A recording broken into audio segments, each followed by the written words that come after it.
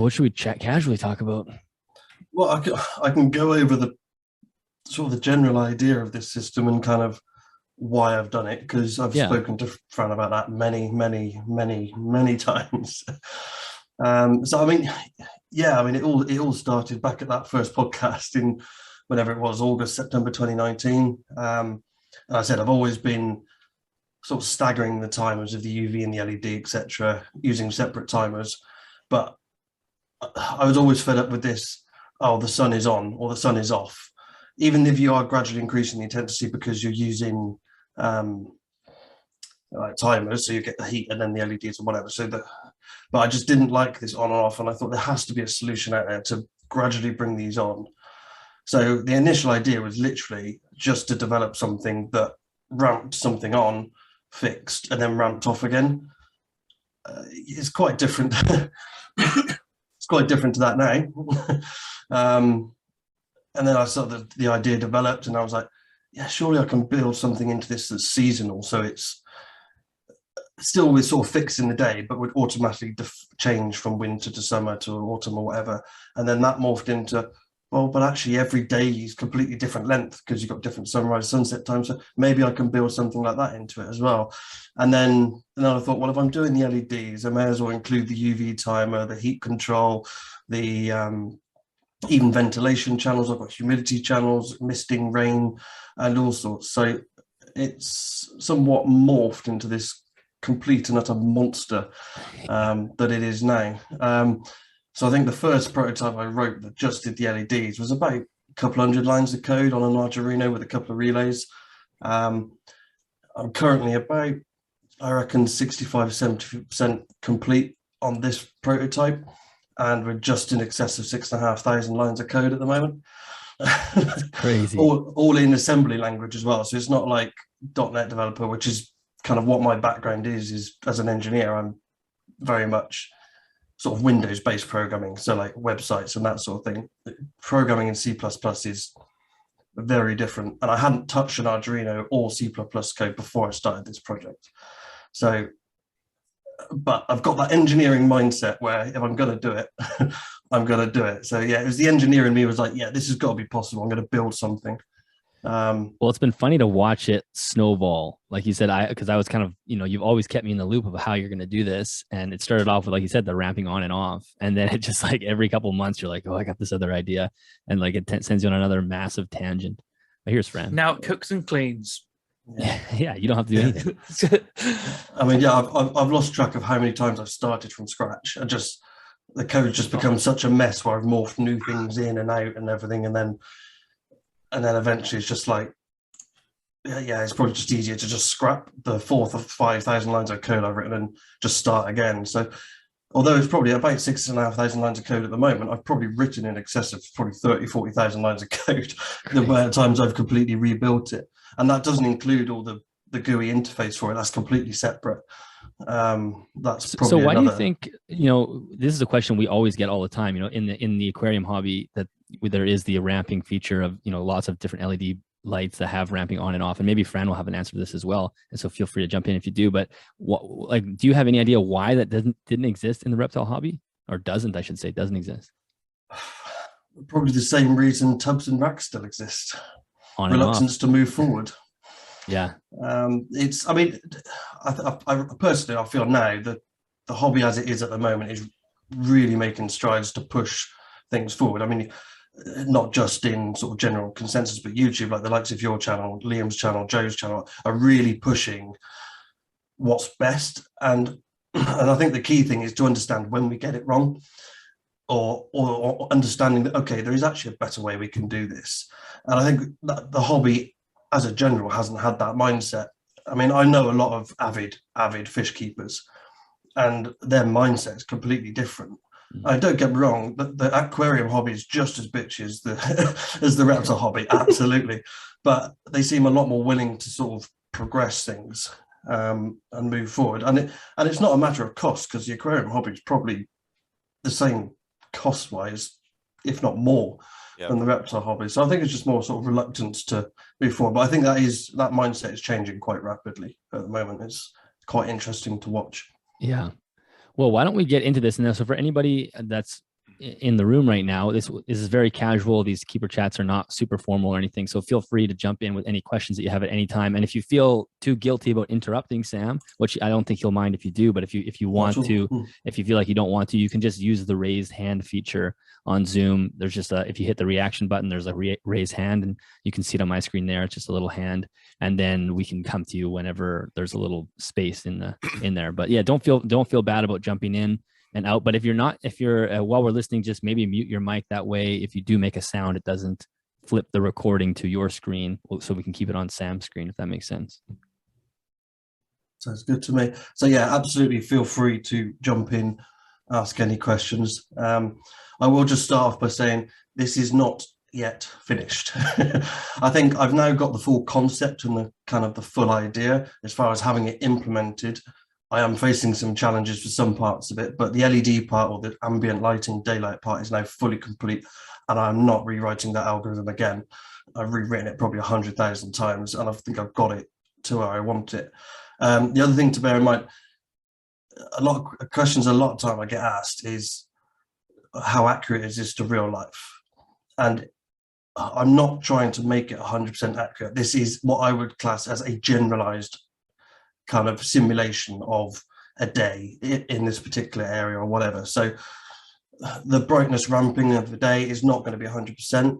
Obviously, using LEDs to change the color, temperature and stuff is not 100% accurate, because you're never going to get the same as what you do in the wild with LEDs. But I think it's the closest approximation you could possibly get, and then we'll go from there. But I do have kind of a presentation which I'm going to go through. I got it as a presentation because trying to speak about it is almost impossible. So I wanted to try and show my thinking and the logic. And what this presentation basically shows is it will show kind of how I build the profile for the day, and that should hopefully then follow on and kind of help you understand where I'm coming from with this idea. So as Dylan said, if you've got any questions, raise your hand, shout, whatever, no issues with that. So basically what we've got, so this middle box here is effectively everything that the system itself calculates. Everything that appears on the left here are going to be settings that the user can configure in the system. And as I go through this, it should hopefully make a bit more sense. Bearing in mind, I've been working on this for 2 years, so it makes sense in my head. It may not in yours, but so if you've got any questions you don't understand, just ask. So obviously, I've lost my mouse. Where is it? There it is. So obviously the first thing we've got, obviously the date is probably the most critical part. So this system recalculates the day just past midnight every single day. And to give you an idea of how much I've had to make this efficient, it does all of this calculation we're about to tell you about in half a second. So it's pretty special. So obviously we've got the date and the time. Now, the reason it's orange and purple is because obviously if it's, I can't remember what color coding I did now. Yeah, so if it's blue, then it's a user configurable parameter, like you can see here. So this is a screenshot from the screen where you can configure just a name, a latitude, longitude, and time zone. Now, using those figures, again, yeah. So actually, if your location has a time, a summertime, you can actually configure when the summertime starts and ends, and the system will then automatically take that into account with the calculations, because you have to give it a time zone to work out the next bit. So with those parameters configured, it runs into a little algorithm I've got, which I've just called the day calculator, and using only latitude, longitude, and the time zone and the current date, you can actually mathematically calculate the start of dawn, the sunrise time, the meridian's midday, the sunset, the time dusk ends, and then from that you can obviously calculate the actual day length. Now those are mathematical equations. It does not look those up on the internet. This system is completely independent. It does not connect to the internet at all. Now, accuracy wise, it's accurate to about plus or 5 minutes. So again, as I said, it's a generalized system. So if the sunrise is meant to be 7:30, it might be 7:35. The point of this system is not to have each day absolutely 100% accurate. It's so that over a course of a year, the day will change and it might only change by 2 or 3 minutes a day, which doesn't sound like a lot, but the difference between the peak of summer and the peak of winter can be 3-4 hours in some places. But it also means I don't have to change my timers every single day, which would be a pain. I mean, what I do currently is I might change my timers for like, I'll probably keep it the same for like summer and autumn, and then I'll probably tweak that and the settings on my stats and the timers for winter, gradually bring it down, change it once a week. But with this, I don't have to. It will automatically calculate these values every single day. The next thing we've got is this screen, so you can actually configure which months or which seasons. So these are just radio boxes. So for example, on March, if I press summer on March, it would take it off of spring and move March to be spring. And then obviously it just saves which month is which season. So I mean, you could do something weird with it and have January, February as winter, March, April as spring, and then May and June as winter again if you really wanted. But it's again, this is entirely user configurable. So that gives us from the date, the month, the season lookup.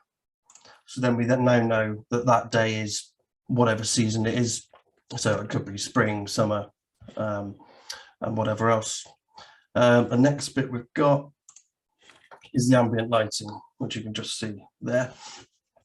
So again, the only things that are configured for this channel are the max brightness and the cloud cover, and obviously you can see down the bottom here it's configured per season. So basically what these values means, the max brightness is basically what is going to be the peak brightness in that day. So for example, in summer, I've got this currently configured that in any day in summer could potentially have a maximum brightness of 100%. So that's basically full power on the LEDs at the brightest point of the day, not for the whole day, that is the peak brightness.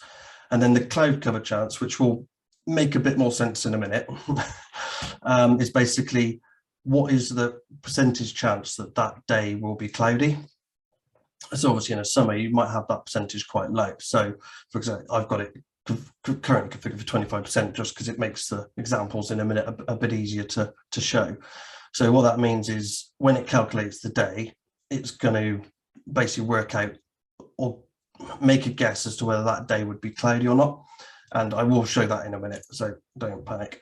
So that goes into something like called the ambient light day profiler, where it actually calculates the actual brightness for the day. So what we've got here is we've obviously got the season. So depending on what season it is, depends on what values it brings in. And then obviously we've got the two values that were configured by the user. So that's your season. And then it goes into basically an engine that basically generates a number between 0 and 100.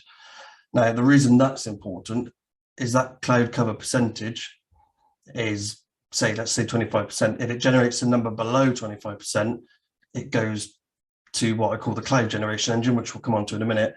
If that number it generates is higher than your cloud cover percentage you've set, it will deem it basically a sunny day. So again, so like I said, if it's higher than that 25%, then you're basically going to have your max brightness and it'll be a sunny day.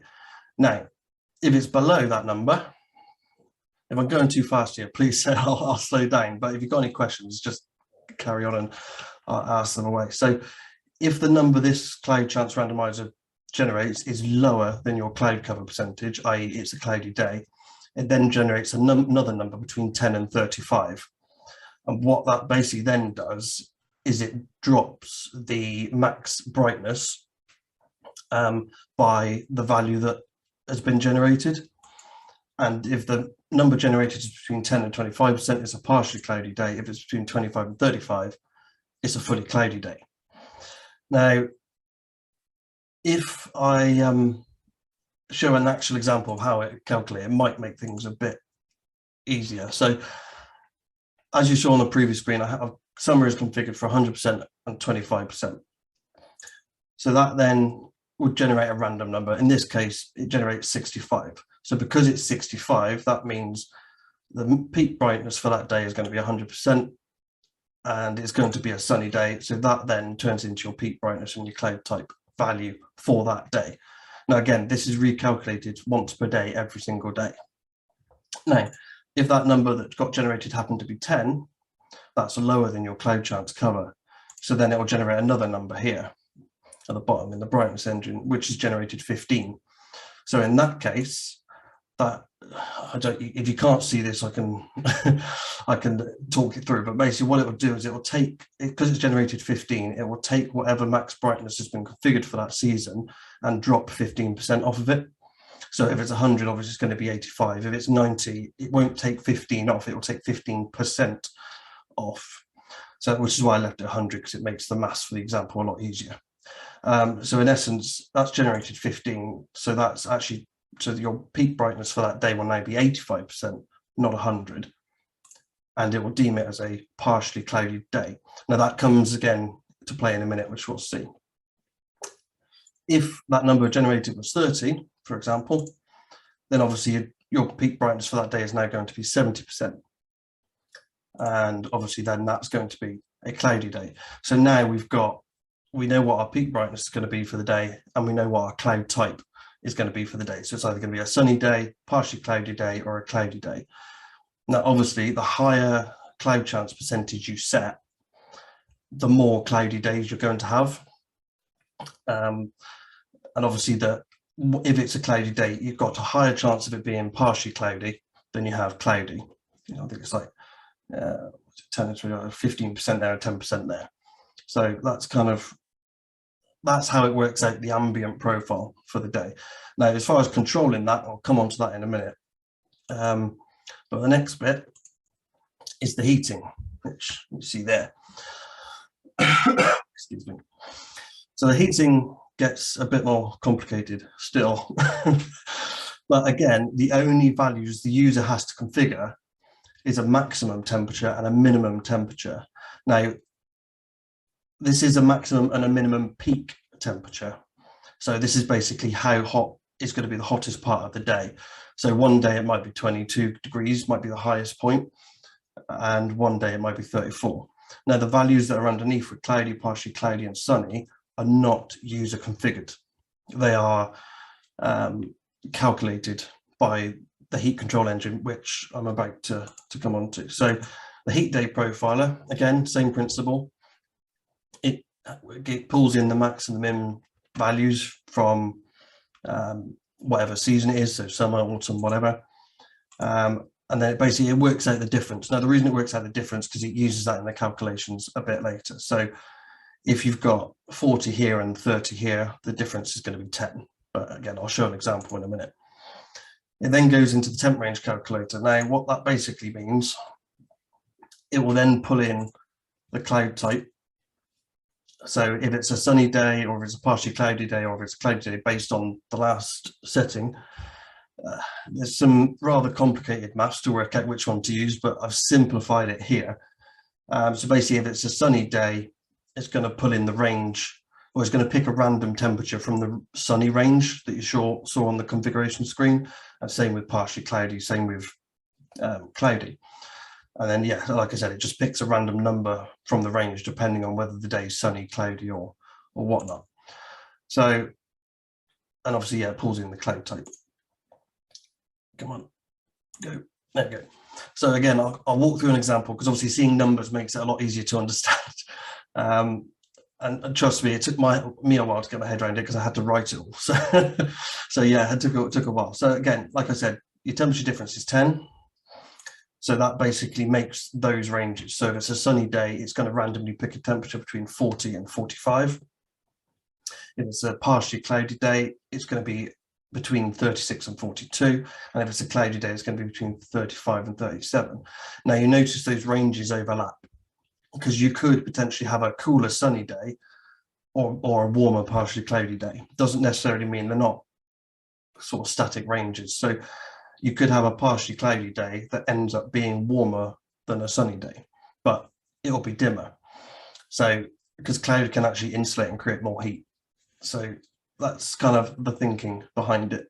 So that is basically the difference. So yeah, if it's a sunny day, as I said, it'll pick between that, or between that one. And that gives you your peak temperature. So there are other channels as well. Like I've got a load of timer channels. I didn't diagram those because those are relatively simple, and basically they're set, which I will show you later. They're set from basically these time profiles So the dawn, sunrise, you pick one of them plus an offset as an on and an off time. So that's kind of how it works out what the day is going to be. And bear in mind, it does all of that in half a second. But the only downside is you can't have any control elements during that time. So you can't have anything running in the system, like stuff coming on and off either side of that time. So basically, it just means you can't run anything at midnight, which for me is not an issue. But yeah, I mean, that might be a good point to just pause, because that's a lot of information. Yeah. No. And if anybody's got any questions they want to ask, feel free to jump in now. Well, yeah, if anyone has questions, yeah, definitely jump in. It's incredible how much the crazy thing about it is, I think when people think of a control system, they think of, something that's very static and consistent, but you've built into this amazing amount of randomness and variability, which is, as we know, is, that's a big part of Mother Nature, being out in the wild. And I think that's genius. I mean, the one thing I like to say is, yes, it has variability, but the sole purpose of the system is I wanted controllable variability. Right. Because one of the biggest things I get asked is, well, why don't you just use like a weather lookup system, or why don't you just connect to the internet and see what the weather's like there? It's like, because I want control of my enclosures, yet at the same time I want to have control but allow this variation. And I don't want any reliance on an external source, or if there's an extreme weather event, I've got no control over it. And, I mean, I could program some sort of limit, so if it goes above a certain limit, but I don't like the idea of being reliant on an external source. So that was kind of the main reason why I wanted to keep this standalone and have it controllably variable.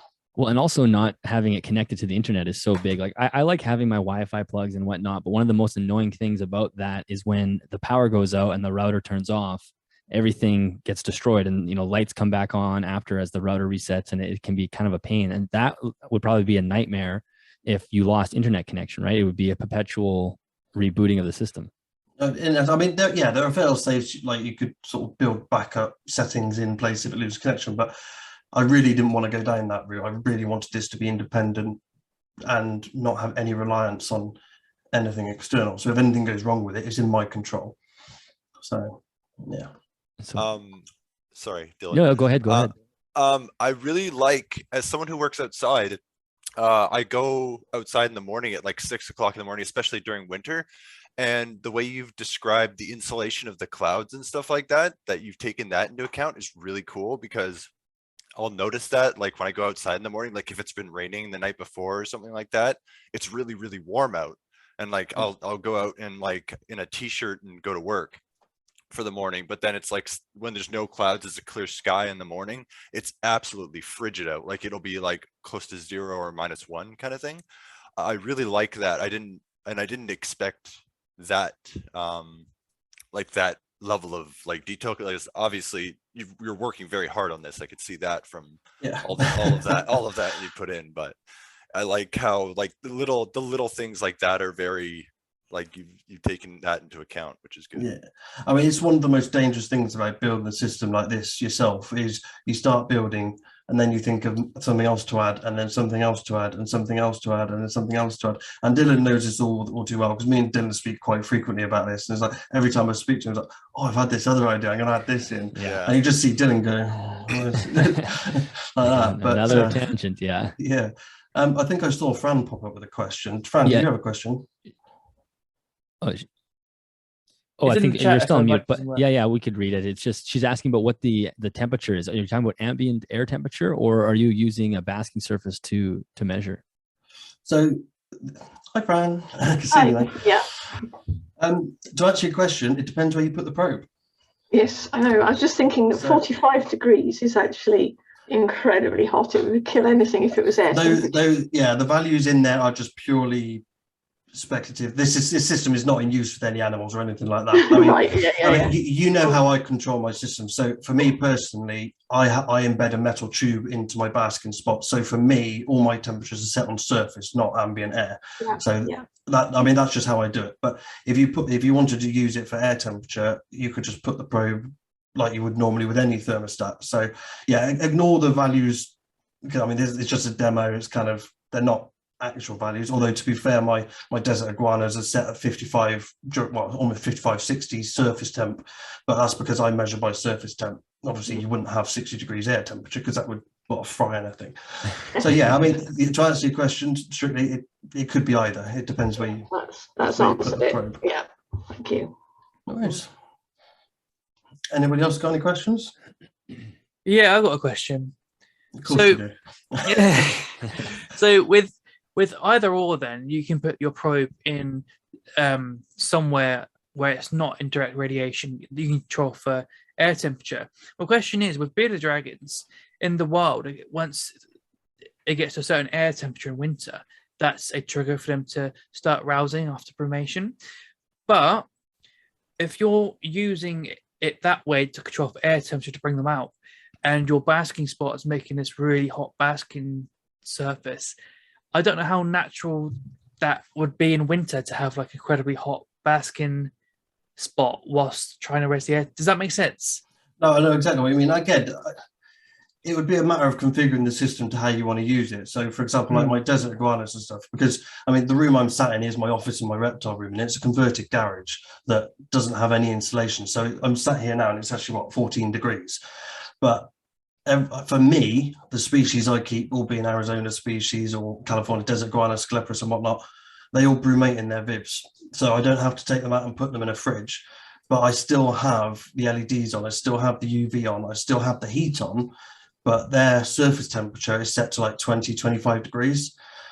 So it's all about how you set it up, how you want to configure it. So again, if you had a tropical species, for example, you configure it differently. What I've tried, although I'm designing this for me, because I'm sorry, anyone who's expecting it to become a product, it will never become a commercial product. It's just far too niche and it would be far too expensive. But I've tried to almost build it in a way where if I decide to keep a different type of species, or I could use it in exactly the same manner. So like relating to Fran's question, if you want to configure it so that effectively the thermostat works with air temperature, you can do it with air temperature. If you want to change the season settings as you go, you can change the season settings as you go. I mean, it would take a bit of sort of playing around to get the seasons right, maybe, but once you've got it set, you never have to touch it again year on year. That was the benefit for me. But I guess it's all about how you set up your probe placement. Obviously, again, potentially your choice of lamp as well would all come into play, but all those factors are kind of outside this kind of control of the controller, if that makes sense. So yeah, there's some kind of user research. It's not something you can just plug a load of random stuff in. It's just going to give you exactly what you want. You've got to put some thought into what heat lamps am I using, what LEDs am I going to use, where am I going to put it, place it, using some of Fran's lovely lighting diagrams about overlapping UV and stuff like that. So you have to put some thought and research into it as well. You can't just plug and play, unfortunately. I wonder how, because obviously we talk about comparing to aquaculture and how far behind we are. How does something like this, because if it's not going to become a commercial product, how does something like this drive the hobby forward, other than being an example of what you could do? I know you said it would never be a product. Is that because the end result would just be, it's just too variable, it's not plug and play, is it? So the price wise, I think a lot of people would pay a lot to have something like this. Is this because like you personally wouldn't have the ability to launch the product, or is it a case you could sell it to someone based on your? I mean, I could license the idea, yeah, but I mean, one of the biggest driving factors is that it has mains voltage in it, and as soon as you put mains voltage into any compliant, well, especially in the UK, I'm not sure about around the world, but in the UK and in Europe as well, as soon as you put mains voltage into a commercial product or consumer product, it has to go through ROS certification, has to go through CE certification, and that costs tens and tens of thousands of pounds. Besides the fact, I would not use the code I've got now, because I have got a couple of years experience of coding. It's probably full of fail safes that I've not thought of for it to be a commercial product. If something goes wrong and it's in my enclosures for me, well, that's my bad. Okay, it's not great, but it's kind of, yeah, it would cost a lot of money to make it a commercial product, and just because it costs so much to make, the cost of actually physically making it is probably negligible. It's probably not a lot. I mean, I can build it for about 20, 30 quid, I think, maybe 40 quid, but it's the months and years of coding and certification stuff that would ultimately cost hundreds of thousands of pounds. I mean, the microclimate stats, for example, I mean, they're only up the road, so I speak to them a lot, but I'm not sure how much of this I should or shouldn't say. But to get, for example, the existing, not the primes, what are they, the Evos to market, cost them in excess of £250,000. Wow. Which is why they cost 100+ quid, because it's not because the physical product costs that much to make, it's because of all the time of the developers and the design of the electronics of making it fail-proof. It's that costs the money, and people don't appreciate that. They just moan that it's expensive, which is expensive for a reason, because so much research has gone into it, so much engineering has gone into this product to make sure it fails, or not make sure it fails safely if it fails, that sort of thing. So it wouldn't be unfeasible to take it to market, but it would probably be sort of several £100 plus to retail. And the trouble is, the market would be so niche, you'd probably have to increase that price more, because not as many people are going to buy it. So would Microclimate be interested in this project then, if you wanted to do something that way? Well, I couldn't possibly talk too much about microclimate at the moment. Well, let's just say some of the ideas in this controller are in the new product. Well, and that's what someone in the comments says. The new microclimate product seems to have some of these ideas. Well, I live literally 15 minutes away from microclimate, so that explains that. I speak to Paul and co quite a lot. I've been in there, sat down with them, talked through ideas and whatnot. So I can't say too much, because I know a lot about the new product that's coming out. Cool. Because I've tried it out, I've tested it, I've played about with it, but it's not, obviously it's going to be nowhere near this. So don't get some expectation it's going to be this all singing, all dancing, seasonal stuff. But there is stuff coming in that thing that takes some of the ideas of this, not because they've seen it in this, but because we've discussed it and they've had some of these thoughts for a while and stuff, and they're bringing some of the features back that were in the original Prime, like the old big box ones that aren't in the Evos. So yeah, it's a nice product. It's certainly going to be a game changer as far as stats are concerned. So we're not getting clouds anytime soon. Sorry. And bear Stephen, in mind, do you it's want to only go a ahead? thermostat as well, so it's only heat. Yeah. Oh, Stephen's going to hop off. Okay, I know he's got a question, but he disappeared. And so there's another question talking about temperature gradient. So as far as temperature gradient goes from one side of the enclosure to the other, will you be able to do that? I guess it depends on your placement of your halogens, or? Again, that's going to come down to how you set up your enclosure. I mean, what I can do, I just switch to this. So this is my enclosures at the moment. So this is looking up into the roof. So, I mean, you should also tell people this is all hand built by Sam. Oh yeah, I built this by hand. Yeah, I've got some much better pictures of these that I'll Dylan, maybe I'll post them. You can put a post up somewhere and share them. But I haven't put this enclosure on my page yet, because I'm not 100% happy with it yet. But basically, you've got these 4 LED panels, so all the lighting sits on top of the Viv. There is nothing in it, so which means I can use the full height. But you can see at the moment where I've got my test LEDs running, which are just really cheap LED tape. The new LEDs are currently on their way from Germany, and I think it's about 75 watts worth of LED per panel. So it's about 300 watts worth of LEDs in total. So, but they sit behind sort of acrylic light diffuser. So you can see that light is diffused, even though that's a 1 centimeter strip of tape behind there. It diffuses the light, so it's not super intense. And then you can see I've got this big sort of mesh panel, and that mesh panel will be where the UV will be and where the heat will be. So, and then down on the right hand side of the enclosure, I've got like a bit of ducting that comes in, which will have sort of a couple of 60mm fans on it. So there is no other vents in this apart from that on the top, and a sort of forced air entry on one side. One of the channels on this enclosure, which you'll see later, is what I've called timer 3, or ventilation, and enables you to sort of periodically switch the fan on at certain times to a certain speed. I have thought about linking it to the temperature, and that's something I may do in the future, but it's not currently configured that way. But in terms of, again, answering the question in terms of heat gradient, 99% is going to come down to how you set the enclosure up, how your ventilation is set up, again, what lamps you use, etc., etc. Any more Awesome. questions? Yeah, I'm that liking is these awesome. questions. Yeah, the questions are good. Yeah, if there's any other ones, just jump in. I know when Stephen jumps back, he'll have his question that he has in his head there. But yeah, it's amazing to think about how well controlled it will be, and I know you have a video that you'll show us later as far as what the ramping looks like, and it's pretty awesome. So I have a question that might take us on a tad of a tangent. Tangent's always good. So Beady Vet was recently on a Australian podcast, and he was talking about the new UV LED UV lights, and about how bearded dragons are biphasic, so they'll bask like for an hour prior to midday and then a bit after, but not during the peak of the day. He was saying that when the LED technology comes in, he thinks that it'd be more able to get that natural basking behavior in, because you'll be able to peak things up and down.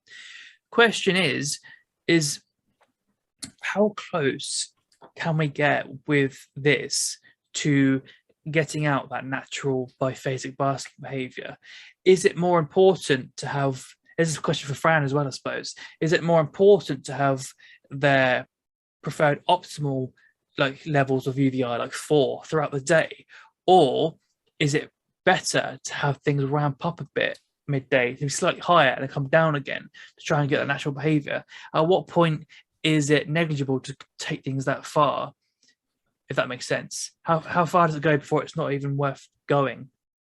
I mean, I can answer maybe the heat part of it. I might leave the UV part to Fran, but in terms of UV control in this system, it is nothing more than on or off. Now, I have played about with dimmable ballast for fluorescent loop lights, and it does dim the light really well. But by the time you drop about 30%, so by the time you hit about 70% brightness, there's next to no UV at all. So the UV degradation when you dim drops off so quickly that you go from pretty much 100% UV at 100% down to 0% UV by the time you've hit 70% brightness. So I kind of just threw that out the window. It wasn't really worth it. But in terms of the heat, the way I see it is, why would you, from say 8 to 8, give it a fixed temperature that's its optimal temperature? That does not happen in the wild. You know, the sun doesn't creep up and suddenly it's 40, 45 degrees, and then at the end of the day it suddenly turns off. It's just so unrealistic. I mean, it'll keep the animal alive, it'll keep the animal perfectly happy. There's nothing wrong with that. I want to state there's nothing wrong with that kind of setup. Just being an engineer and a bit of a nerd, I wanted to take it that one step further. And again, there are sort of, like, as I said, like the old prime thermostats where you have got like ramping features, and even the Evos, you can set different temperature points for the day. So you can start it slightly cooler and bring it up. Like, it's a bit more of a sort of steps change than maybe this sort of gradual. But that was my reasoning behind the heat part of it. Does it not become even more unnatural doing that though? For instance, if you're gonna scale up heat but not in time with UVI and everything else, is it, because I'm kind of thinking, if you have it all locked in place and you get things like your power density and everything right, and the light intensity in the basket spot, you've kind of got sunlight but like locked in time during the day. So is it better to have that sunlight spot locked in time throughout the day, or you're going to be somehow scaling different wavelengths that wouldn't be, because if you scale temperature, surely UVI would have to go with it for it to be natural. So it's almost like a skew of different wavelengths. I'm sure Fran's going to correct me here. So please, if I get this wrong too, but there isn't that much of a link between temperature and UV, not UVI anyway. So if the sun's up, the sun's up. Right. Obviously, the UVI, again, oh, please, why am I saying this in front of Fran? The UVI has got more of a relation to the elevation of the sun than the temperature. Have I got that right, Fran? Phew. And obviously, the brightness of the day, clouds aside, is determined by the elevation of the sun. So once the sun is at sort of peak elevation, that's going to be effectively your brightest part of the day. Although most of them either side of midday, it's still relatively bright and it's probably not too indistinguishable. But when the sun's just coming over the horizon, that's your lowest UVI point. When it's up at the top, again, clouds aside, that's your highest peak. I can see Fran nodding, so I'm hoping I've got that as close as I can get it. But I absolutely get what you're saying, Liam, that I'm changing the heat, I'm changing the light intensity, but I'm fixing UVI. And that's not a conscious decision. That's based on the technology we have available. It just really isn't possible. There is technology out there, like, I mean, personally at the moment, I won't touch the LED UVs.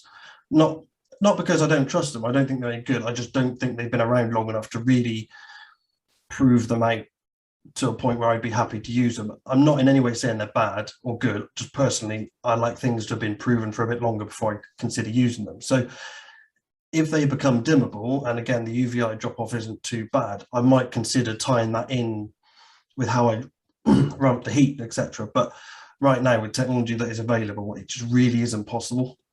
One thing I am potentially going to do is potentially have 2 UV lamps that are slightly less sort of UVI than I need, and maybe have one come on and then maybe late morning have the second one come on with it.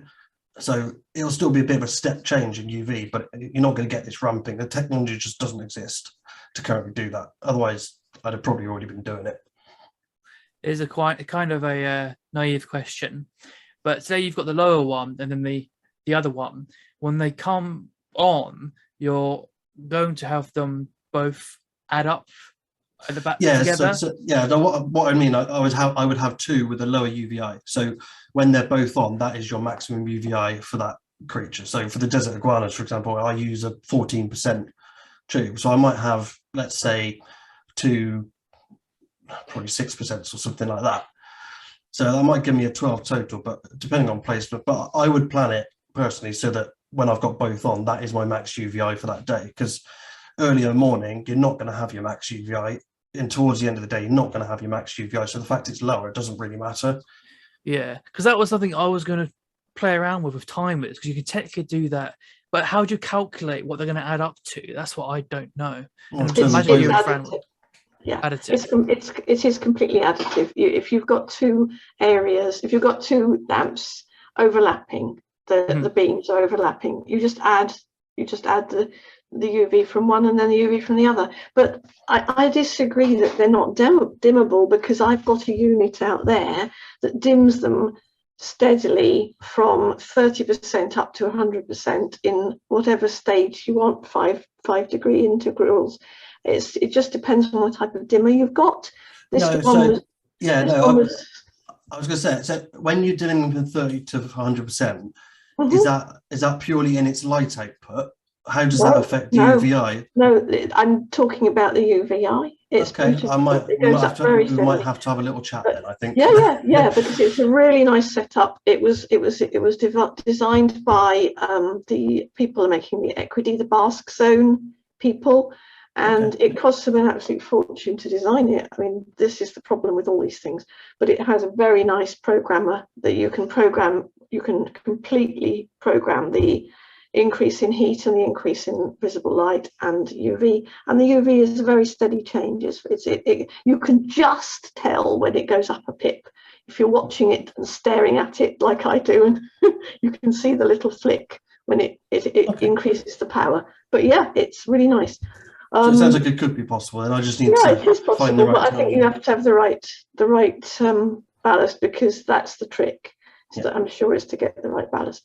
The other thing I was thinking about is, yes, you were talking about the way that the UVI isn't related to the heat. That's absolutely true. The visible light increases vastly quicker than the UV, because the light penetrates the atmosphere much better than the UV does. So you get a very, very quick change from the gloom of dawn to full brightness within an hour, well, less than an hour, whereas it takes 3 or 4 hours to ramp up the UV to maximum and then down again the other side. And the heat is completely different, because the infrared comes through almost exactly with the sun, so you can get very, very high basking temperatures very quickly after the sunrise. But what happens, why the ambient temperature rises much more slowly and it peaks in the middle of the afternoon, is because you're then getting the absorbed heat on the substrate re-radiating and releasing that energy. So that's heating the air as well. And as soon as it starts heating the air, then the ambient temperature goes up as well. So, and you get the ground temperature rising very fast and then remaining very warm, quite honestly, long after sundown if you've got the right substance. So they are completely separate, although they're connected, if you see what I mean. Yeah, no. So I think I was on the right lines, yeah. Oh, yeah, what I was on about. Yeah, absolutely, yeah. So what it might be worth, actually, it's a good point to go on to actually showing you what the day looks like. So, I mean, first off, Fran, I think you've seen this because I think we've discussed this graph. So I came up with this algorithm that calculates what brightness and what Kelvin the lights should be, the LEDs in particular, should be at any given point in time. The biggest problem I had is that my system has no fixed points in time. So, because my sunrise and my sunset is different every single day.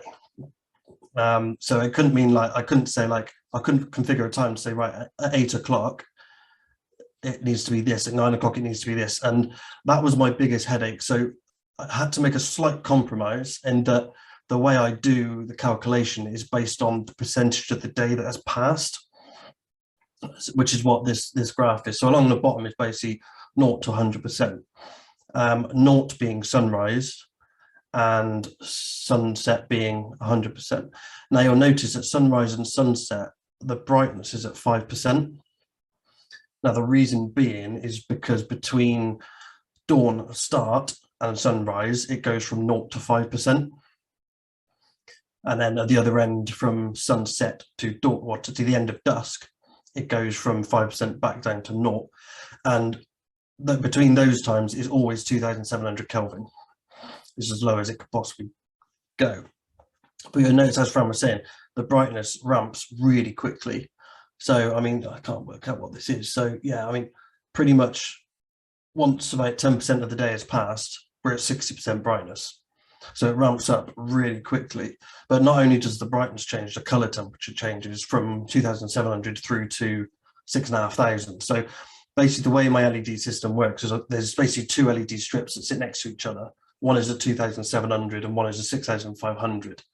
And based on the Kelvin that I require, it mixes the brightness of the two to give you that temperature. It's called CCT, or sort of tunable white mixing. It's quite a common practice in LED thing, and there's loads of algorithms that tell you how to calculate the brightness. So I didn't have to work that bit out. But for example, if you have those 2 channels, if you have 100%, if you have 100% 6,500, obviously your color temperature is going to be 6,500.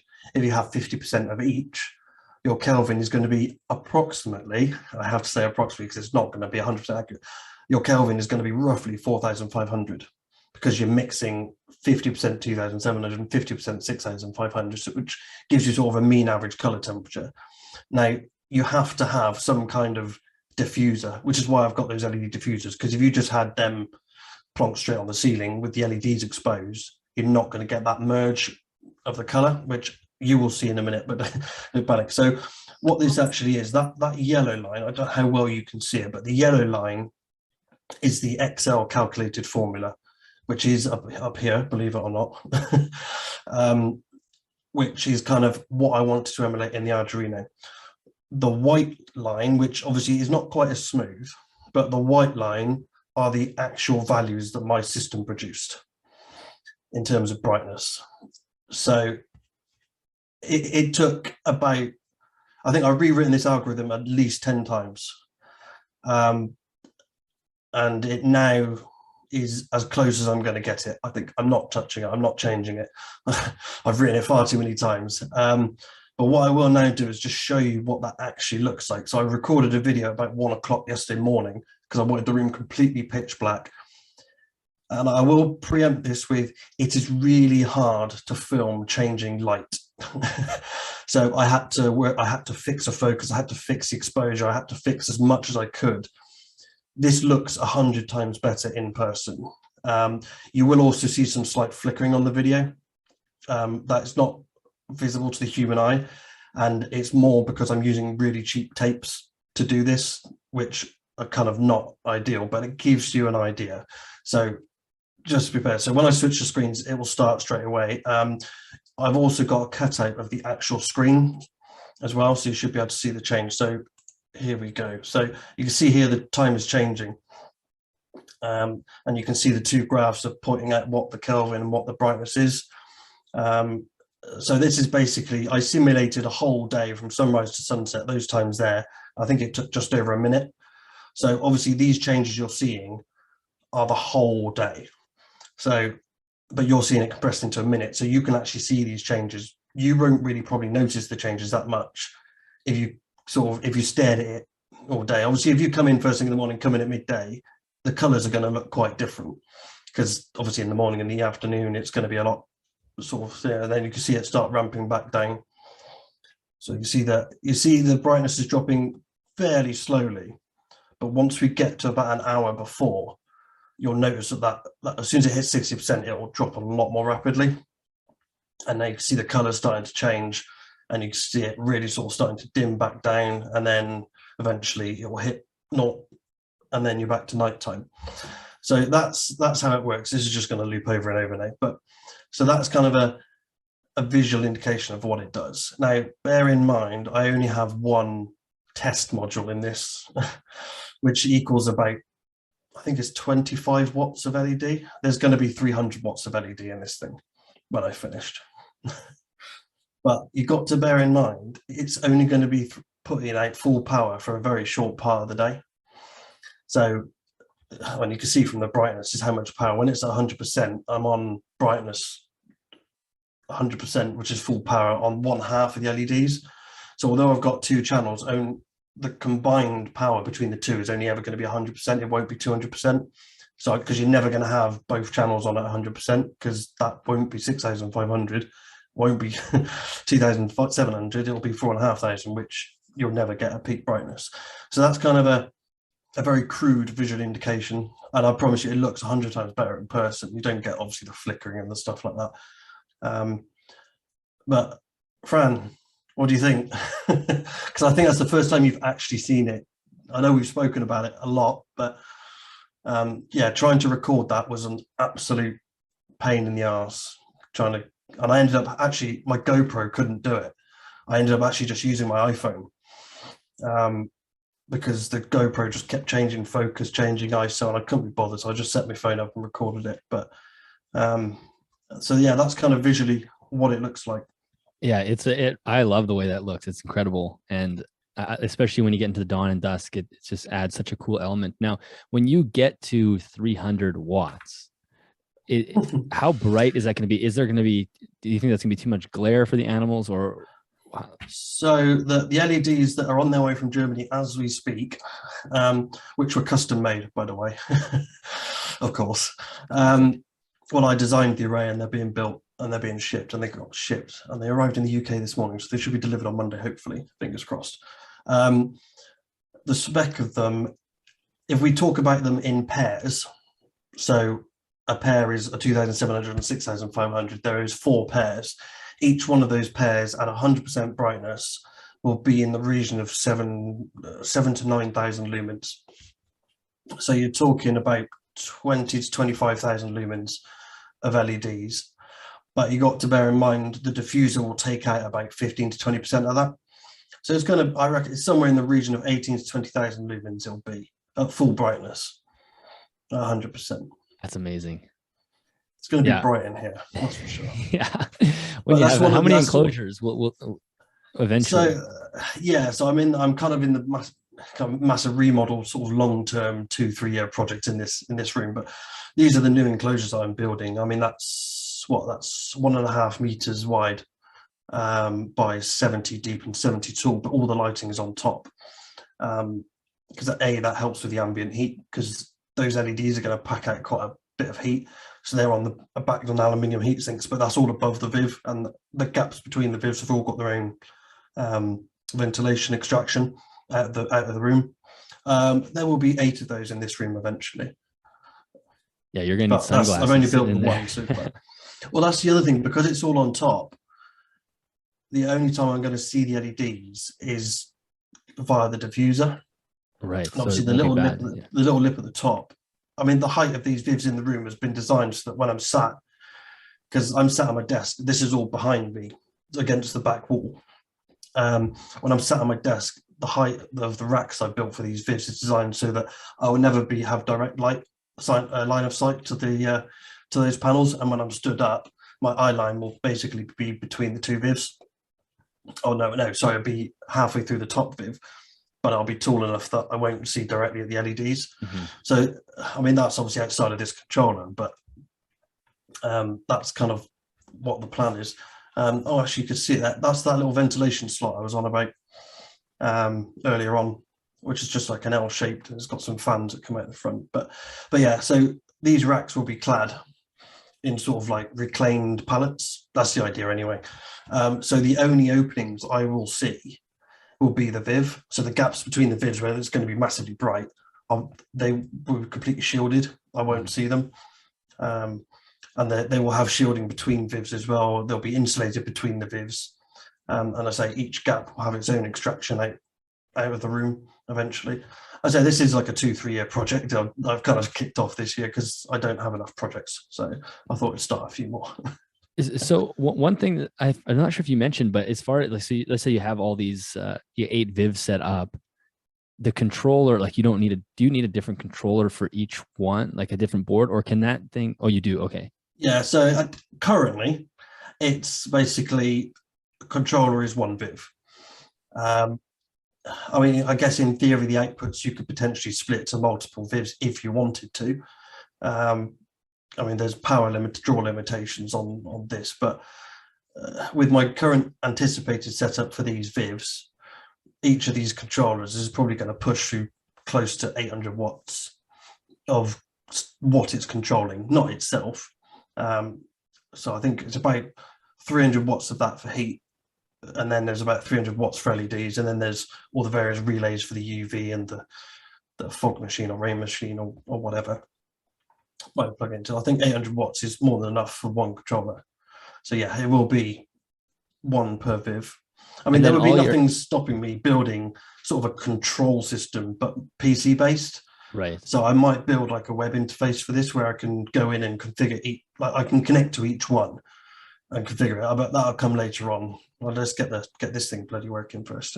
And each Viv is going to be at a different coordinate, although quite a few of your animals are all sort of Arizona. So are they all basically going to be running on the same sunrise, sunset? Yeah, I mean, I'm actually going to pick out, I mean, the latitude and longitude that this one is actually configured for. Where is it? There.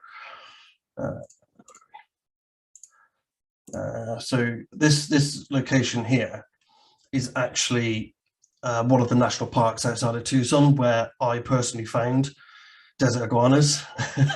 So when me and Ricky did our little road trip when we had the American conference, so when I found a desert iguana, I wrote down the exact latitude and longitude. So that latitude and longitude is actually for the bush that I was stood at, that the desert iguana was underneath, where its burrow was. So you don't get much more accurate than that.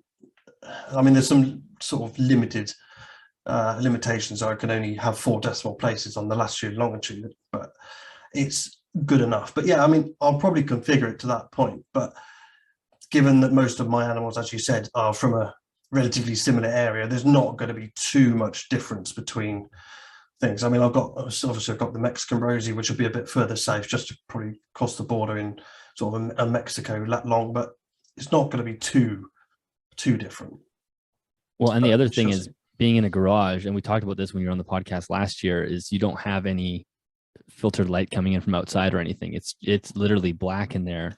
This room has an external door at one end, which takes me out to the back garden, but it's got no windows in it. So this room has no windows, it has no natural light, so I can fully control the lighting that's in here. Obviously, I work in here as well, so I mean, I work from home for anyway, irrespective of the current world situation. But so there is probably going to be some difference where I maybe turn my laptops on. Obviously, I'm going to have the room lights on, but generally, I mean, the sunrise time today is 7:10, and the LEDs are going to be starting about 6:22.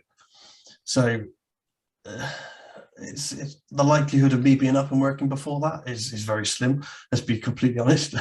I normally start about 9 o'clock. It's probably more of an issue at the end of the day. Yeah. And the evenings where I'm working. But what I might do, although I haven't decided yet, I might just put some manual roller blinds on the front of the Vivs that I could just, when they dim down, I could just roll it down or something like that. But you're never going to get away from that. It's unless I have a dedicated reptile room, which is planned for the future. When we eventually buy this house, I'm going to convert this garage to just be a reptile room and extend it out the front and build an office. So in that scenario, the only light in here will be from the enclosures, and I might put some dim lights in the ceiling or something that if I want to do maintenance, it's pitch black or I need to come in here, I don't have to do that sort of thing. But yeah, you're never going to solve every single problem. There's always going to be something. And yeah, I mean, just putting a roller blind on the front of the Vivs so that when they've gone dark, if I want to be in here in the evening, I can just roll them down.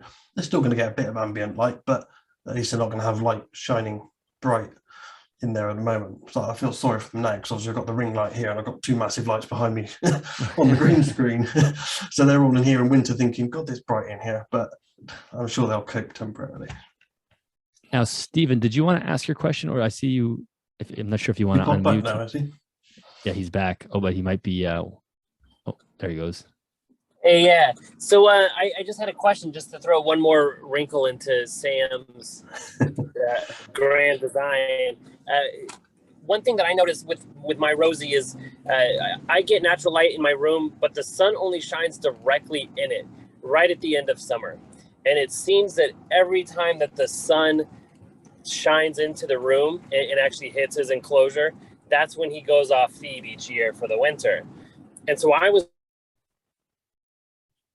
anything about the effect of the angle of the sun, if Herps use that at all, or if there'd be any way to calculate that into this sort of controller or with the device.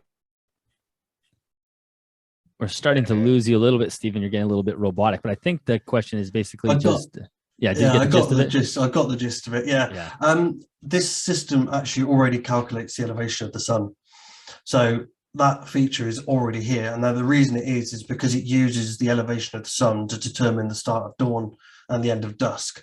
So I could probably do something with it in terms of physically moving the light angle in the enclosure is probably somewhat extreme. Obviously it's certainly doable, but you'd have, that's probably more zoo style enclosures. Maybe you could have a basking lamp on a wire ramp or something and it can flick across the enclosure. But yeah, you could technically do it. I know people that have played about with having several heat elements or heat lamps across the Viv and using timers to basically switch from one to the next across the course of the day. But it's not really going to, in an enclosure this size, you're not going to replicate an angle of the sun, because you'd have to have it really extreme. You'd have to almost have it coming from the side of the enclosure for sunrise and sunset. So, I mean, it's an interesting concept. I understand why the question's been asked.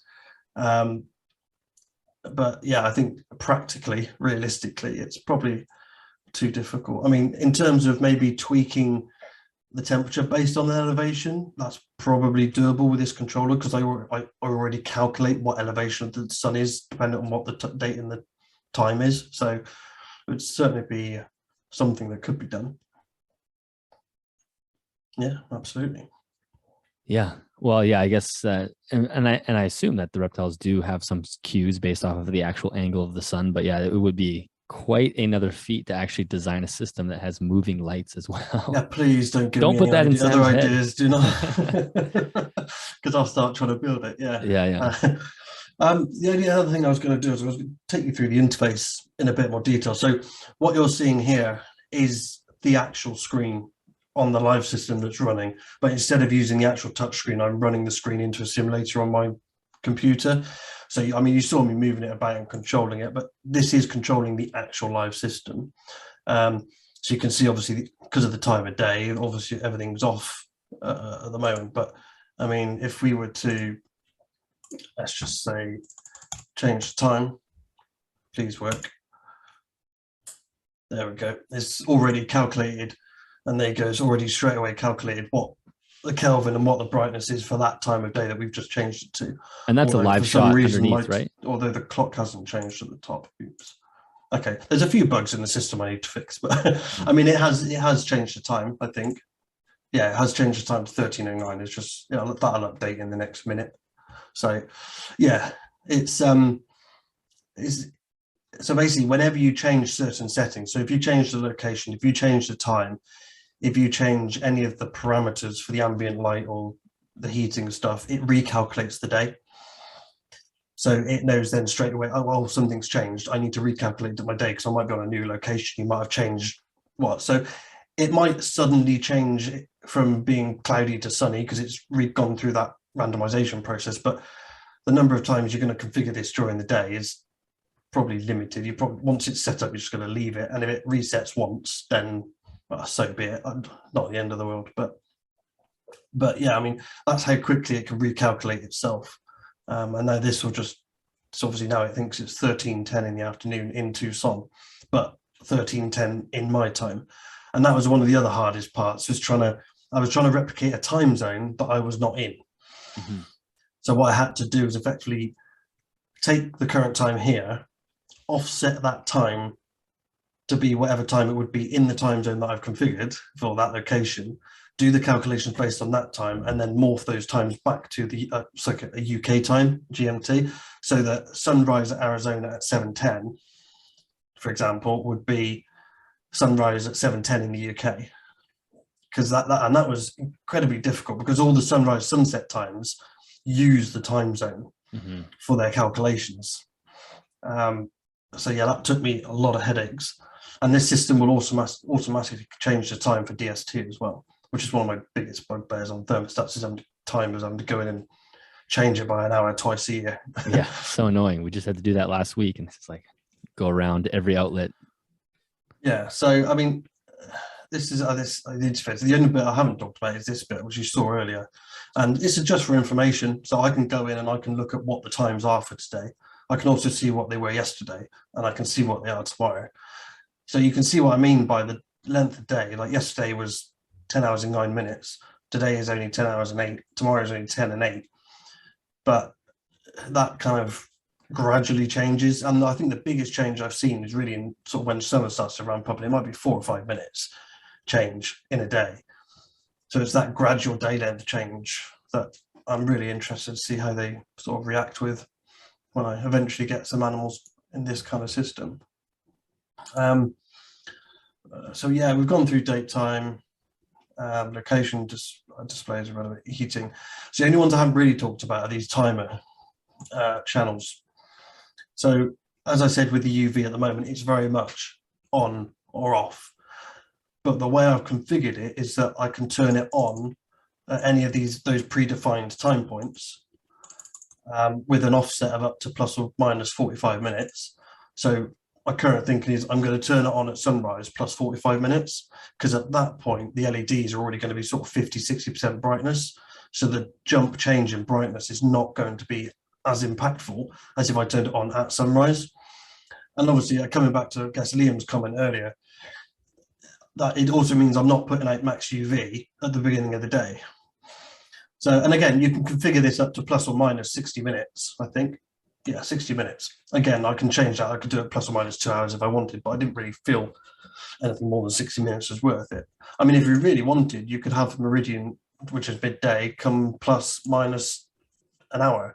So it'll come on an hour before midday. But I'll play about with these settings once I actually get it set up properly and play about with it. And then again, I can configure it in exactly the same way for offset. But the whole purpose of this, as I said earlier, there is no fixed point in times at all in this system. Everything is based off one of those day points: sunrise, dawn, meridian, whatever. So that's that one. Timer 2, this gets a bit more complicated. So this is the one I'm currently not sure about and thinking about redesigning completely. So obviously the ambient and the heat part of the system currently is very variable based on like what cloud type it is, etc. Whereas this timer currently isn't. It's still fixed. So it gets fixed to the point where you configure a particular time, plus or minus 60 minutes, and how long you want it on for. It also has 2 power outlets attached to it. So my thinking is one would be a rain, one would be a fog or mist. So you can actually say, I just want rain. I want rain and mist, or I want just a bit of mist. And so you just configure that by doing that. And again, you can also say, right, this slot I only want in summer. So that will only come on during the summer. But there's no variation to it. That will happen every day of every summer day. So what I'm trying to work out now is there something I can do to build some variation into it depending on the cloud type? So if it's a really cloudy day, it may come on more times, but up to a maximum of something the user sets.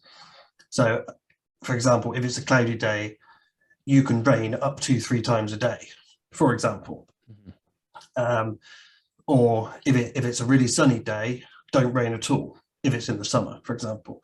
I mean, I haven't got to the point of redesigning that yet. I've been focusing on the LEDs and some of the other bits, but this is the only bit of the system I'm not happy with at the moment. It was in terms of how to configure it. And then, I mean, all those slots are exactly the same. They're just, so you can set 6 different slots. You can have some for all seasons, some for just summer, some for autumn and whatnot. But yeah, there's no variation. But I designed this before I designed the cloud type part. So now I've done all this variation for heat and LED. It seems a shame to not have any kind of variation here. So yeah, talking earlier about more ideas, the more I design it, the more I build it, the more ideas I have. But I'm currently struggling with the concept of how I can vary this, because ultimately my plan for me is to use this one for rain and mist. I mean, you could use it for whatever you want. It's just 2 230 volt outlets. So you could plug to, or sorry, 100 and whatever it is in the US, sorry. But you could use it for whatever you want in theory. You could put extra lights on it if you wanted to. It doesn't really matter. I've only labeled it rain. I mean, you could label it whatever you like. It's just a label I've given it. It's just timer 2. But I'm playing with water here. So what I don't want to do is create so much variation that I could flood the Viv. Yes. I do not want to do that. So I need to really think about this one, but I will probably change how this works, because I want to build some variation into it based on the cloud type or what kind of day it is, which I've already done for the other channels. It would be a shame to have all of that variation on that and then have this fixed so you get a 30-second mist every day in summer and autumn and winter. But I mean, it's got some variation in it, because obviously some slots will only come on whatever seasons you set them for and whatnot. But I'll have a think on that one. That's probably the next bit to work on. And then timer 3 is very much the same, but it's got a 12 volt outlet for sort of like PC fans, or as again, I've labeled it for ventilation. So this one's slightly different in that you can set an idle power. So basically this is the power that it is at, regardless of what you set it at. So I could say I want it on 50% all the time, but at certain times I only want it to come down to 20% for 2.5 minutes. I mean, I plan on using it the other way around, in terms of having like a constant sort of just steady 10%, and then configure it so that, say, 10-15 minutes after my big misting in the morning, before the lights come on, whack it up to 50-60% to clear some of the humidity out, but leave some of it in there. I mean, that kind of thing. But again, there's no variation in this. It's the same kind of 6 slots against the seasons. Yeah, again, I don't know quite how I could work that one. And this is the one that I could potentially link into the temperature. Like Liam was saying earlier about the ambient air temperatures, I could potentially link this in as a part of a fail-safe, maybe. So if the temperature exceeds a certain limit, it will put this up to 100% regardless of what timer is configured, until it drops back down to a certain limit. So this ventilation channel, in my plans, again, you can use it for whatever you like. There will be 2 small fans on the inlet on that right-hand side that I showed you, and there will be 2 fans putting out on the mesh section. So effectively, I'll pull the air straight in and straight out. that's the idea anyway. So again, I might build some more variation into this so I can set different speeds to the in and the out, but at the moment it's just fixed. So yeah, those 2 timer channels are the bit I want to work on next, and try and work out how I can build some variation into it. But going back to my previous statement, controlled variation. So I'm not going to flood me vivs. I'm not going to just turn it into a fridge where I just blow it so much cold air into it that it causes a problem. But yeah, you gotta be careful with those probabilities. If there's a 0.5% chance of a monsoon in the system.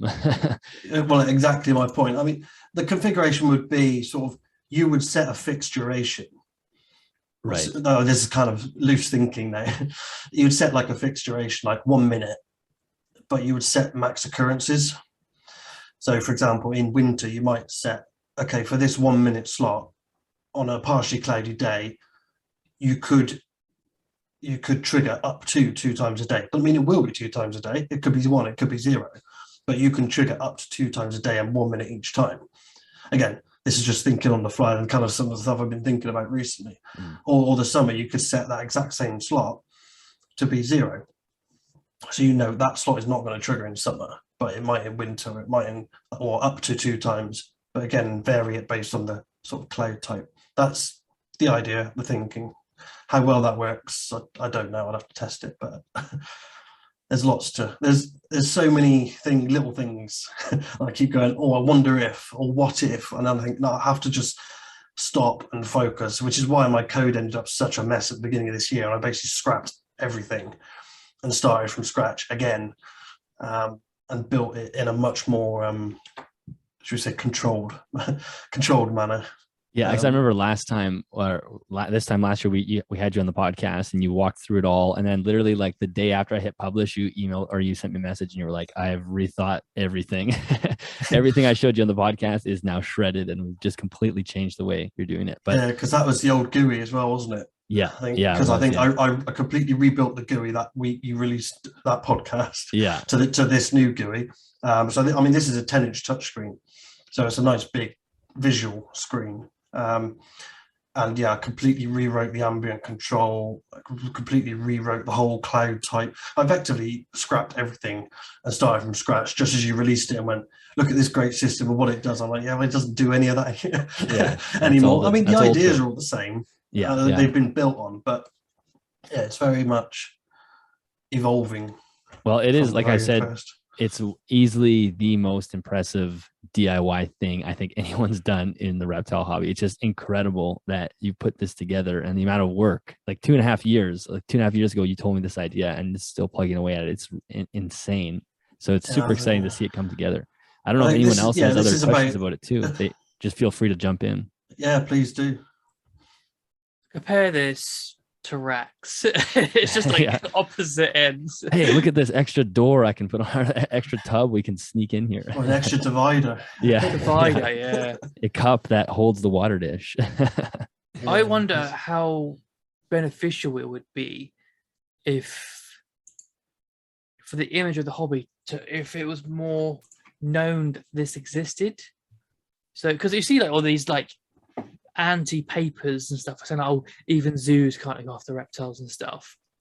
But if zoos had stuff like this and everything, and this was more, because they're bombarded with images of racks and stuff, but if things like this were the mainstream, then we'd be in a whole different position, wouldn't we? Have you thought about commissioning to zoos and setting up for them and everything? Yeah, like, don't you think a brand would come to you if you made this more out there? I'm trying to convince Microclimate to make it. Okay, yeah. But I mean, coming back to my previous comments, it would cost them hundreds of thousands of pounds to productize. We don't care. This. We just want you to I know we it. don't, but at the end of the day, Microclimate is a business. If they go bust doing this, you're not going to have any Evos. You're not going to have any stuff like that. So, I mean, coming from, the company I work for is called Son of Defense Electronics, and that's the kind of thing we do. And we have these ideas that come to us, and we have these apprentices that have these fantastic ideas, and they're like, but they don't understand the concept of making it a product. Building a prototype is one thing.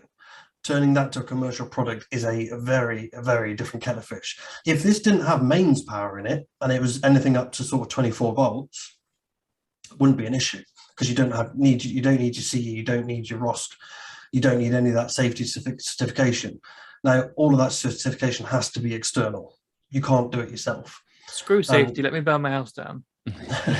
Yeah.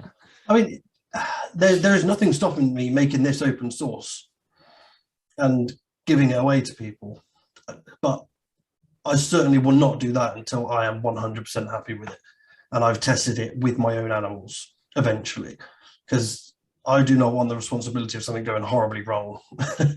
And it will, if it ever does go open source, it will absolutely 100% be without guarantee.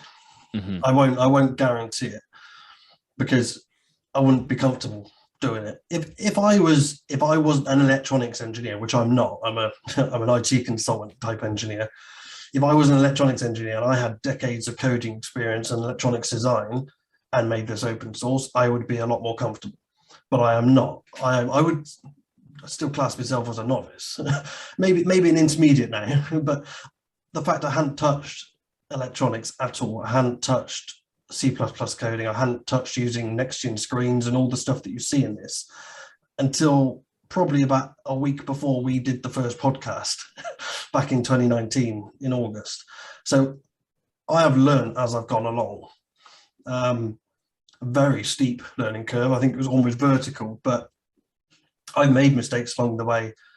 Like coding, I've blown little relay modules up. I've electrocuted myself on several occasions. Luckily, mostly with the sort of 24 volt, not the 230. But I've made those mistakes, and obviously most of that's in the internal. Most of the internal electronics and stuff, rather than sort of code and blowing stuff up. But it's been a steep learning curve, and I don't think I would love if someone wants to pick this idea up and commercialize it. I would fully support them for free, because I would love to see this as an end product, but I am not going to be the person that does that. Now, I would potentially license it out to somebody to build it.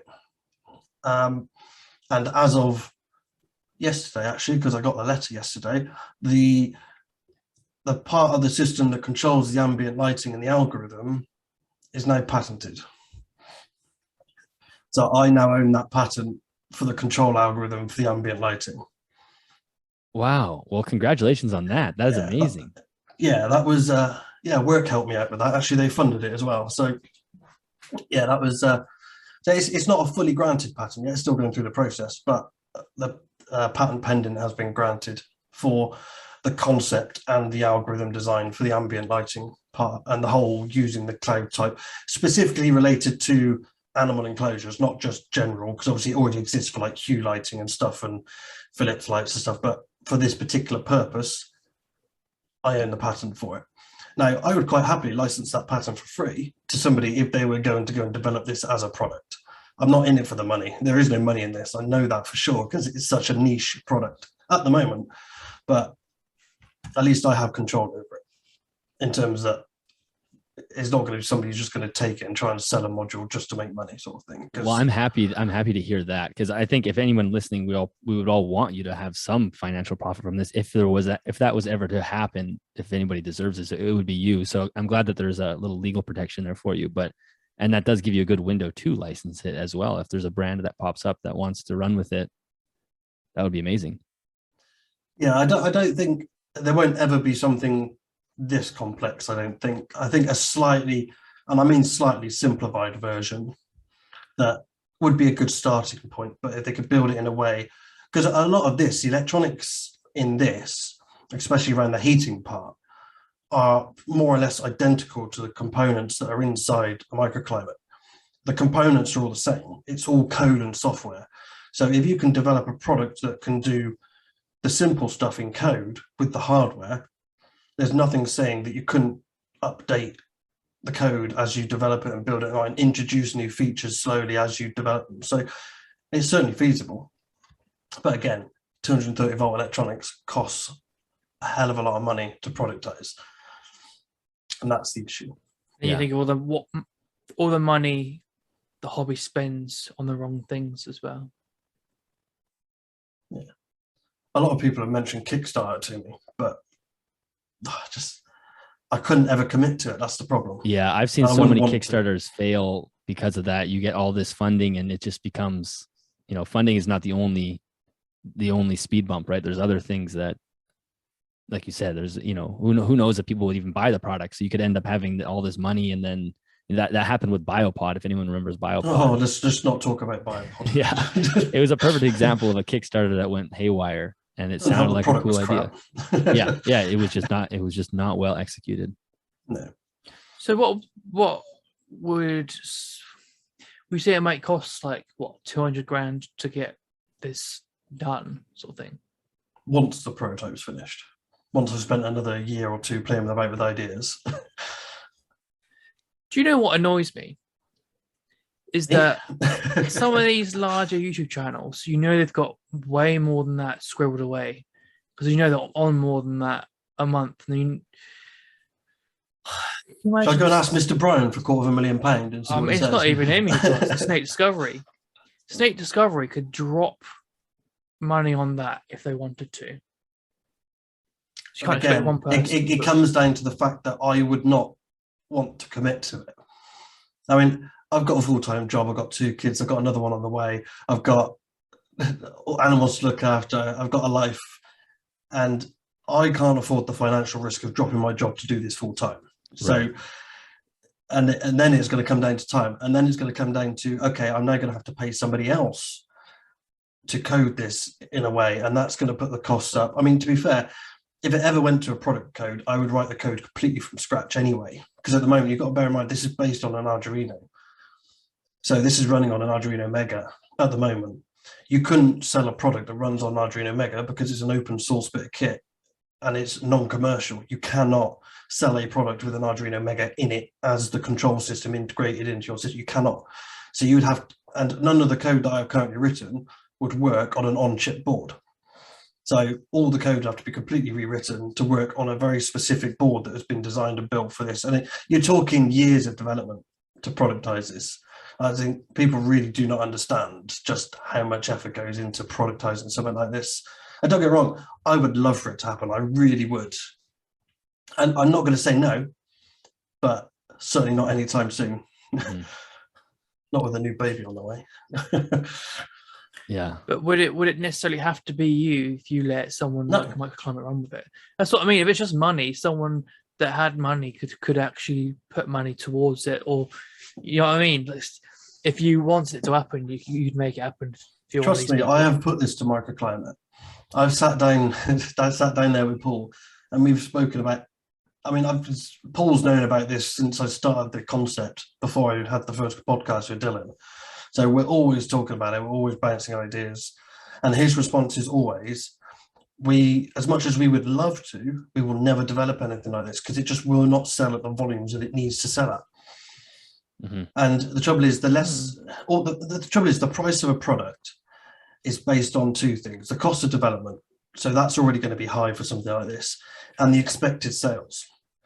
Now, because this product is so niche, and that might change in the future, who knows? But at this moment in time, there's, in the grand scheme of things, so few people that would buy this system, your price is going to have to be even more.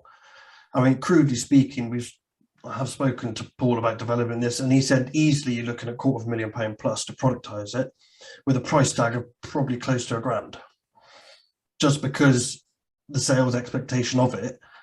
I mean, the people who really want it will buy it, but you're not going to get your tub keepers. You're not going to get your pets at home type people who go and buy the kits. You're not going to have the kids that go and get a pet. They're not going to buy. This is only going to apply to a pretty serious hobbyists, the likes of people who are sat on this call. And yeah, it's like a niche of a niche. It's a niche of a niche. So the problem is, and then even then, if I said to you, this system's available as a product, it's going to cost you £1,000, would you buy it? Would I buy this for £1,000? Would you buy this productized for £1,000? Yeah. Per enclosure. No, but I'd buy it once at least. And there's the point. You wouldn't spend £1,000 on it. I would definitely spend £1,000 on this. You have no idea.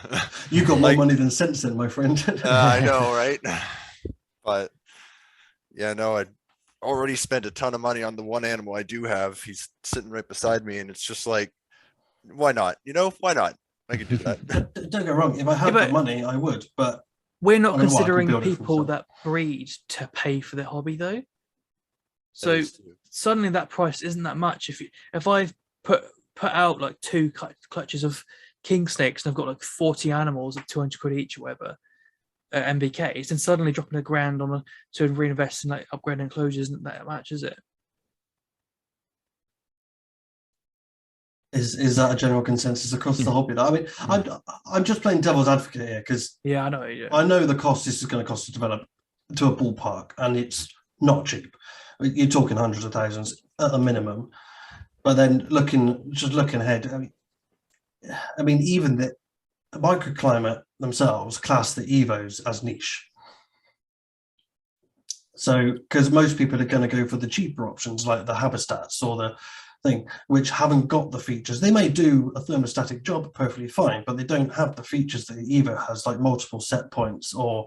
They dropped it though. That's why I didn't buy it. Dropped what? The whole thing. The older one had more options, didn't it? The Prime. Yeah. Just keep an eye on the new one, all right? That's all I'm going to say. I'm going to get in trouble. Yeah, so they class that as niche because it's almost twice as expensive as some of their competitors. And again, the only reason it's the price it is because the cost they put into development and to certifying it and stuff like that. Not because it physically costs that much to make, because the hardware within it is not too dissimilar to the cheaper alternatives. It's the effort and the code and everything that's gone into it that makes it expensive. It's the behind the scenes. It's all the stuff they've already paid for. So well, and the other thing too is like, okay, you have the system and it does everything that you want it to do, and it's incredible. Like for us, we're super jealous of it, and for the animals, clearly it would be a lot more beneficial. But for the average person, you probably wouldn't even be able to recognize the benefit, right? It's like, well, my lights come on at 8, they go off at 8. What does the ramping feature do? Like, where's all this extra stuff? The value to the animal may not be as evident, and it might even be hard to even see. Like you might notice a few different behavior things, but you could easily see why it would be a difficult sell. It's really for the keeper that wants to just continue pushing towards as naturalistic as possible. I mean, that's another really good angle, because to market this, to sell it at a price where you want to sell it in volume, you'd almost have to advertise the fact that having things fixed on set timers is crap. Otherwise, you've got no argument as to why this is better. And the fact of the matter is, and I've stated all along when I'm building this, there is nothing wrong with having your lights come on at 8 and go off at 8 or whatever, 6. And if you want to change that slightly as the seasons change, but there's nothing wrong with that as long as you're providing the whole full spectrum. Got that in there, Fran. Then it's fine. As long as you've got all the correct heat, the correct UV, and everything, the animal is going to do just fine, and it's going to do more than survive. It's going to thrive. It's going to be fine. This won't change how the animal's health is per se, but it might change its behavior patterns and make it a bit more natural and triggering certain responses potentially. I don't know. I have no idea how it could change their behavior. Not at all. I don't know until I've actually put some animals against it. But to advertise this as the product to have, you're almost saying that everything else out there in the market is complete crap, which it's not. That's the other issue. Yeah, marketing. and a $10 or $12 outlet timer it's a big jump. It's not like they're close in any way. Exactly. Yeah, it's difficult, because I think all of us are like, we would just love to have that so bad, because it's just such a cool feature. But I think one day it'll be there. But like you said, we're so early, and lots has to be done before that. Yeah, I mean, I think probably the better place for it is pushing it towards zoos. Yeah, as I said, not that I'm trying to make this a product and market it, but sort of build commissioned units rather than productizing it. That's what I had in mind, what you might do with it. Well, I can't say too much, but I'm already building a system that specifically only does the ambient light part. So it still has all the sunrise sunset calculations in, and it can set the brightness and the cloud types that is going into a zoo in the UK behind the scenes as part of a study they want to do. Wow. And it's a very big zoo up north. Let's put it that way. No, up north. Oh. North. Oh, north. Yeah, Gerardo North, if you know Gerardo. I know Fran does. Yeah, so that's going to go part of a Mantella study they're doing. and see if it changes behavior. So, but that's not too bad because it's not got any 230 volt in it. It's all based on 24 volt LEDs. So I'm building sort of a mini controller with a mini screen that's basically, it looks pretty much the same, but it's just going to be sort of this section here. So it's a could much that smaller mini screen. version be productized then for a lot cheaper? Probably. Give it to me. And that's the patent part, right? Like that's kind of interesting because then even the tech, like you're just talking about a couple strips of 2700 and 6500 Kelvin LED strips, and then the algorithm does the work. Just take my money. Unfortunately, the hardware on it makes it a bit more difficult, which is a bit I haven't explained. So currently in the prototype that I've got, it works on constant voltage LEDs, i.e. it's always 24 volt and it's LED tape. The new LEDs I've got coming are constant current, which makes things a damn sight more difficult to dim. So I've actually had to build a custom control board for the LEDs. I say I've got one of our lead electronics engineers at work has very kindly designed it and built it for me, and that should arrive just after Christmas. And it's only a little board, maybe 5 centimeters by 5 centimeters, but it means I can feed in a constant voltage, say 24 volt power supply, and it adjusts the voltage and the current. So yeah, because I took a while to get my head around it, but I could build a module with a constant voltage supply control system in it. The code doesn't change. The code is exactly the same. It's just a difference in the hardware. Now, what I'm building for that zoo is a constant current controller because they've already got the LEDs and I've got the specs of them. So they will power them separately, and I'm literally just sending a control signal to a box, a device that they already have. Which is, again, one way to go, but then you're modularizing the system, you can end up with lots of little bits. But it's there's lots of variations you could put on it, but with the ambient, you've got to have some understanding of how LEDs work. You couldn't just plug a Jungle Dawn into it because, for a start, a Jungle Dawn's 230 volt input or 100 and whatever it is for the US. So you'd have to almost build your own light units. And what I have done, let's see if I can. So does Arcadia have to... 2 seconds, Liam. I guess I can ask Fran. So is Arcadia actually making custom Jungle Dawns for America purposes then? Because if the voltage is different, I think just a different outlet, right? Like different plug, yeah. Oh, different, just a plug, is it? I think so, yeah. Right. Yeah, it's just a different power system. I mean, it's just different resistors or whatever. I'm no good at electronics. I don't know anything about them. But but yeah, the Arcadia is just simply the same. The LEDs they're made in China and they're assembled in China, and you order which voltage you want. Not like customized ones. So not German engineering then? But the Arcadia Jungle Dawns, no, German. the Jungle Dawns are not related to the UV ones at all. Oh, okay. The Jungle Dawn ones actually have got a very interesting history. That they were first devised by Tom Good at lightyourreptiles.com. And he sent the prototypes to me. I tried out loads of different ones, and Arcadia went with them. And when they joined up forces with Tom Good for the Light Your Reptiles as their distributor, that's how it all happened. Frank, can I ask you a question? Yeah, I was just going to shut up. So, yeah. Is there any Arcadia product or any product in general that you've not had an involvement in? I've tested lamps for nearly every company that exists, to be honest. I've had things sent to me from New Zealand and South Africa and all sorts. Reputation precedes you. Yeah, I've tested. I've given up now, but I've tested from, I don't know, 15 or 20 different companies. Arcadia were good because they had lots of different things to test. Yeah, I'll shut up now because I want to hear what you've got to say. I was going to say, I've actually just gone and grabbed the light module that I'm currently using. So, I mean, all it is kind of a T-section of aluminium. And I've just got 2 LED strips, basically just glued to it, just really cheap, 24 volt LED tapes. And then I've literally just soldered on 2 connectors. So on my control system, I've got a plug-in for the 2700 and a plug-in for the 6500. I mean, the soldering's an awful job, but it's basically literally, this is just the sticky back LED tapes you can get, and I've just stuck it on a bit of aluminium profile just so it's a rigid bit of kit, because obviously this tape's flexible, and it actually helps dissipate the heat away from the LEDs, which makes them last a bit longer as well. So I mean, that is basically what I'm currently using, and that there is about 20 watts worth, I think, and it's just a 50 centimeter length, so half a meter. So people could have that like dimmed and all that just for the lighting then. If I built the control module to work with constant voltage, yes, you could use something like that, because they are 24 volt.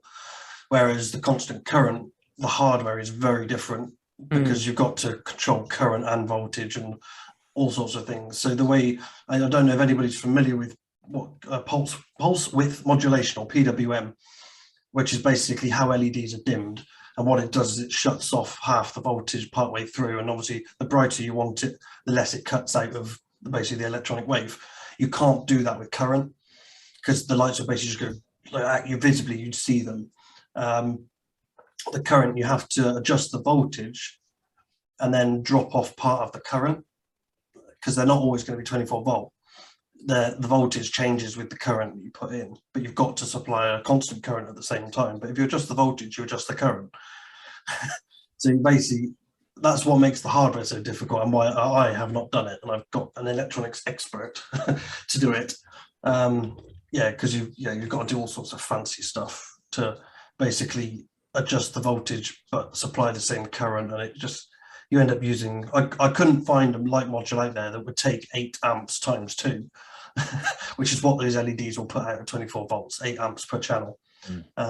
So I've basically had to get one made for me, which has not cost me anything, which is great. I bet people that keep outside are laughing at us right now. Pardon? So I bet people who keep outside are laughing at us right now. Yeah, Harvey and Tom. Yeah, sun goes up, sun goes down. Laughs and outdoor keeping. Hey, my tortoise lives outside. Well, he's not at the moment. Obviously, he's inside now, but he's got his nice enclosure outside. But that is pretty much everything I had to go through. So, well, that was great. I Sam, don't know if there's any more questions, or if anyone has any questions, feel free. I mean, I think you covered a lot today, so that was awesome. I've covered 3 years worth of thoughts in an hour and a half or so, hour and 45 minutes. Yeah. But yeah, it's a lot easier to try and visualize it, which is why I put those slides together rather than trying to explain it. So Dirk was asking if if you think any conservation groups might help in getting it out there. So I'm not sure if Dirk means like what type of, maybe he can chime in on the turn his mic on, but if conservation groups actually help push it out there. So I don't know if he means if like a rescue or a rehab type center would actually use it, or. Well, surprisingly, a lot of conservation groups are anti-keeping. So. Yeah, that's true. The thing is, too, this is a way of bringing them in with us. You know, a lot of times we're looking at the halls of academia or conservation groups as not working with keepers, and keepers not working with them. And this is something we have to bridge. And I think if you talk to several conservation groups and you show them what keepers are trying to do with the husbandry, trying to improve the welfare of the animal, you might get several conservation groups might say, you know, this is a good idea because, you know, it promotes learning on behalf of keepers. And over time, once this is funded, it would actually give them an income. Whereas right now they're all dependent on donations and things like that. I don't know if it's feasible. It might not be, but it's just something in the back of my mind. Yeah, but they're conservation groups, not welfare groups, so they won't care because it's not relevant to wild conservation. Yeah, maybe. I'm not sure. Yeah, I mean, in terms of obviously outside of conservation, the academia side, there are a few universities I am in touch with. One from our good friends at West Liberty over in Virginia, who do run the zoology course, Professor Laufman, a good friend from the US conference fan. So, I mean, I was talking to him about it at the US conference, and he's like, but it's how they approach it, because for me at the moment, it's very much about the technical aspects. So it's the kind of the coding and the electronics, which doesn't really apply to zoology, but the design and sort of the concept and the ideas behind it, not so much the controller, just the concept and the ideas, is something he wants to talk to me about, and potentially do some lectures to the university course at some point, but not sure I'm quite comfortable with that, but we shall see. But I mean, by all means, as you've heard tonight, I could quite easily talk for hours about this system. It really is a passion of mine, and I think it's the engineer in me that drives me to do what I do, as well as obviously wanting to improve my husbandry and whatnot for the animals I look after. So yeah, if anybody ever wants to talk to me about this, just drop me a message. I will always talk about it. Academia, conservation groups, whoever. World Animal Protection. Pardon? World Animal Protection. Let's go. Yeah, now it's protected. I don't mind talking about it a bit more openly. You think they would want to fund things like that to raise welfare, but that actually goes against their business model. They want things with to animal look rights. poor. Yeah. Yeah. Funny that, but it's not actually about welfare. No. Don't start that argument. Well, this was awesome. I think unless anyone else has any last minute questions, we can kind of wrap up here, because we're already going to hit the 2 hour mark, and that was great. Yeah. I do have one very quick question for Fran, if I may. As a general consensus on the generalization of this system and the concepts, I am very intrigued to not necessarily get your seal of approval, should we say, but as an idea, what do you think? I'm genuinely intrigued, because obviously you do a lot of work with lighting and best things for animals and reptiles. Am I on the right path, or am I completely going down a cuckoo clock? I think it's absolutely awesome. It's just superb. I love it.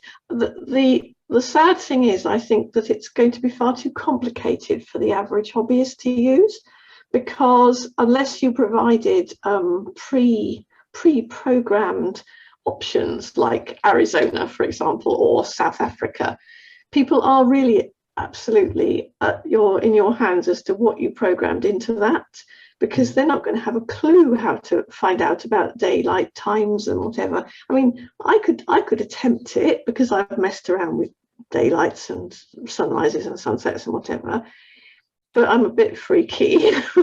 The other thing is the one I tried out, the version I was talking about, which is all it is an infrared heater and a super zoo, which has got 6 tubes. Even that was quite complicated to program it. It was really fun to program it. I had a laptop and, putting in the percentage increases. It was done on percentages of the daylight length, as you've done. But it was quite complicated, and I thought, I'm not sure this is going to be feasible for the average person, but for someone who's used to fixing up marine aquariums, it's fine, and I'm sure they could do that. And it's a fantastic thing. It really is. I wonder if you could make a really, really simple version with a ramp up, ramp down.